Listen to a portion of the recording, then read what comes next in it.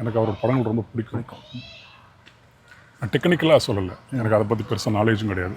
அந்த கதையாகவோ திரைக்கதையாகவோ அப்படின்னு சொல்ல தெரியாது. ஒரு மனிதனாக அவரோட படங்களில் எனக்கு நிறைய கற்றுருக்கேன். நிலையாமை பற்றி நிறையா கற்றுருக்கேன் அவர்கிட்ட. நான் எப்பவுமே திங்க் பண்ணுற ஒன்று அது. இந்த வாழ்க்கை வந்து நிலையான ஒன்றா இல்லை நிலையற்றதா? நிலையற்றதுன்னா எதுக்கு இந்த உலகத்தில் நம்ம வந்து பிறக்கணும்?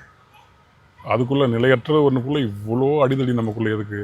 இவ்வளோ மேலே கீழே எதுக்குலாம் யோசிச்சேக்கிற ஆள் தான். அதை சரியாக தன்னுடைய படங்களில் அந்த சாரத்தை எனக்குள்ளே கடத்திகிட்டே இருந்த ஒரு மனிதரில் முக்கியமானவர் அவர். அவர்லாம் வேலை செய்யணும்னு பயங்கர வெறியில் இருந்தது. அவரோட அலுவலகத்தெல்லாம் போய் வாசலில் பல நாள் நின்றுட்டுலாம் வெளியே வந்திருக்கேன். அவரை பார்க்குறதுக்கான வாய்ப்பே அமைஞ்சதில்லை. ஒரு கட்டத்தில் சரி நம்ம வேலையை நம்ம பார்ப்போம், அது எது அமையுமா தானே அமையும் அப்படின்ட்டு நான் இருக்கும்போது தான் அவரோட அலுவலகத்துலேருந்து எனக்கு அழைச்சாங்க. கோதைன்னு அங்கே ஒருத்தர், பாலானனோட உதவி இயக்குனர் அவர் தான் அழைச்சி இந்த மாதிரி சார் கூப்பிட்றாங்க வாங்கன்னு. அப்புறம் அண்ணன்ட்ட அப்படி பேசினேன். அப்புறம் அண்ணா நம்ம ஏற்கனவே பார்த்துருக்கோம்ல அப்படின்னாரு. ஆமாம் நான் பலமுறை அவங்க வந்து பார்த்துருக்கேன்னு அப்படின்னேன். அப்புறம் ஏன் இடையில வரல அப்படின்னாரு. நான் ஒரு பரதேசம் போயிட்டேன், நீங்கள் ஒரு பரதேசம் எடுத்த மாதிரி, அதனால தானே அப்படின்னேன். அப்புறம் சரிவா எழுதலாம் அப்படின்னு சொல்லி எழுத ஆரம்பித்தோம்.